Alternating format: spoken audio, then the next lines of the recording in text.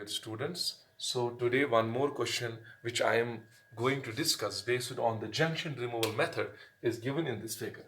तो बेटा देखो यहाँ पे सारे वायर्स की सेम रेजिस्टेंस है capital R so on. And the question is that find the equivalent resistance between terminal A and B. You might remember मैंने आपको कहा था जिनके बीच में आपको इक्विवेलेंट रेजिस्टेंस देखनी है वहां पे बैटरी कनेक्ट करो.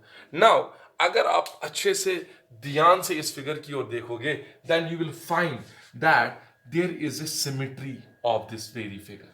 This figure is symmetrical but along what. आप देखो बेटा मैं यहां पर एक एक्सीस डाल रहा हूं ऐसे.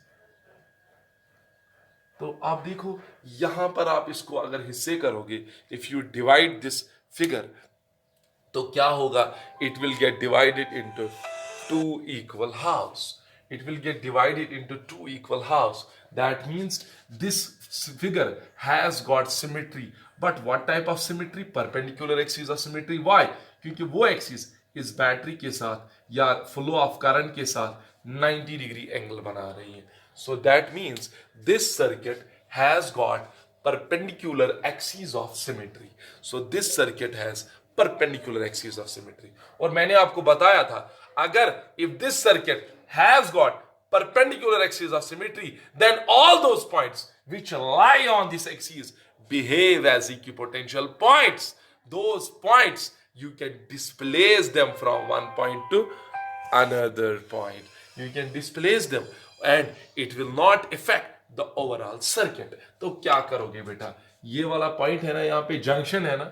You can remove this junction. आप इसको आगे यहां ले सकते हो. You can separate the junction here. You can separate these points here. तो इसकी जो डायग्राम है इक्विवेलेंट सर्किट है वो क्या बनेगा बेटा.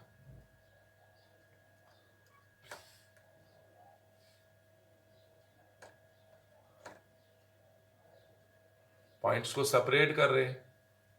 जो यहां पे जंक्शन था उसको हमने सेपरेट किया because it this point lies on equipotential point. Separate करके आप देखो now it becomes very much convenient to solve. Otherwise इस जंक्शन से बहुत ज्यादा प्रॉब्लम हो रही थी सर्किट को सॉल्व करने में. ये पैरेलल तो it was very much difficult. लेकिन जब मैंने मेथड ऑफ सिमेट्री से जंक्शन रिमूवल मेथड यूज किया मैंने इस पॉइंट को ऊपर लिया. So I have separated these two points. So after separation it becomes very much easy now.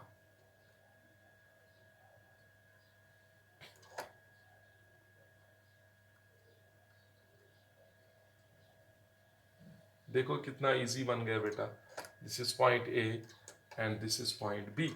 Now R R R R R R. अब देखो कितना आसान है बेटा. नाउ आपको क्या करना है. See this R and this R they are in series. Series में R plus R is 2r. लेकिन उसके बाद चलो मैं एक और स्टेप यहाँ पे आपको समझाने के लिए एक्सटेंड कर रहा हूं. वो ये है ये आर ही रखो लेकिन नीचे वाले दो वो कितना बनाएंगे बेटा 2r. Then this is R this is also R. Keep them as they are. r plus r they are in series so they will form a resistance of 2r.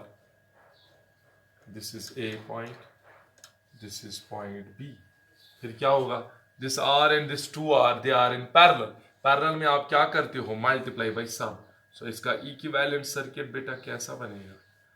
r ऐसे ही यहां पर r into 2r divide by r plus 2r that is 2/3r. Then here R.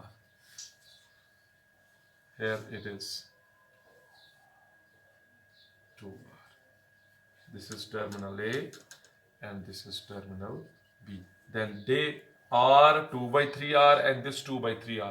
They are in series.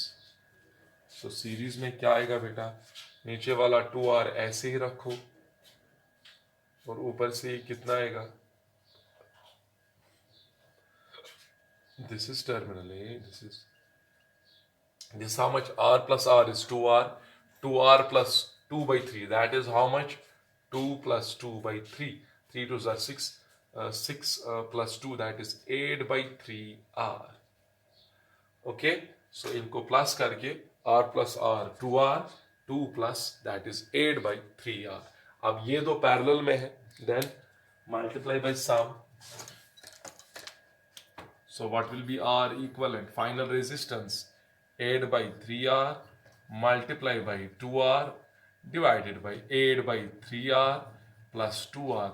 Because you might remember in parallel combination two resistors की equivalent resistance कैसे निकलती है? Multiply divided by sum. So क्या आएगा यहाँ? It will be 16 by 3R square divided by, that is 14 by 3R. This R cancel, this 3 and this 3 will cancel. 2 8s are 16, 2 7s are 14. So what will be the equivalent resistance? It will be 8 by 7R. So this is the final resistance which we have determined using junction removal method. बहुत आसान है ये, तो इस method से आप देखो कितनी आसानी हो जाती है. Now one more question. वो जो क्वेश्चन है उसकी मैं थोड़ी सी हिंट दूंगा, लेकिन बाकी पोर्शन आप खुद करोगे. You will WhatsApp that solution of that very question on my number